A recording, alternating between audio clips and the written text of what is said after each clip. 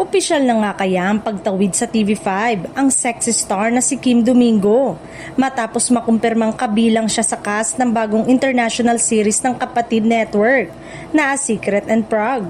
Ang proyekto ay pagbibidahan ni na Andrea Brillantes at Enrique Hill na agad nag-trending matapos lumabas ang mga behind the scene photos at send-off message ng cast bago ang kanilang Prague shoot. Mas lalong naging usap-usapan ang pangalan ni Kim Domingo nang mapabilang siya sa opisyal na line-up ng mga artistang kasali sa serye na senyalis ng kanyang career expansion sa labas ng kanyang network. Para sa marami, ito ay isang malaking hakbang sa kanyang career bilang aktres, lalo ang kanyang proyekto ay may international setting at high concept storyline. Ang A Secret in Prague ay inaasahang magiging isa sa mga pinakabonggang serye ng TV5, hindi lamang dahil sa powerhouse cast kundi pati na rin sa location ng Prague, Czech Republic na bihirang gamitin sa mga Philippine TV. Pinagsasama nito ang romance, mystery at drama na tiyak na aabangan ng viewers.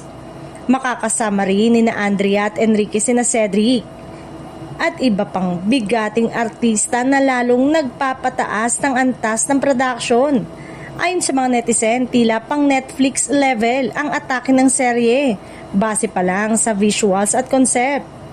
Para kay Kim Domingo, ang paglahok sa proyektong ito ay malinaw na patunay na lumalawak ang kanyang market at hindi na lamang siya nakakulong sa isang network na ipinapakita rin ito na bukas ang TV industry sa cross-network collaboration lalo na sa malalaking proyekto. Sa pagdating ng A Secret in Prague sa TV5, inaasahang mas lalo pang iinit ang kompetisyon sa primetime landscape at siguradong isa si Kim Domingo sa mga artistang tututukan ng publiko sa bagong kabanata ng kanyang showbiz journey. Huling napanood ang aktres sa sikat na serye ng ABS-CBN na Batang Quiapo.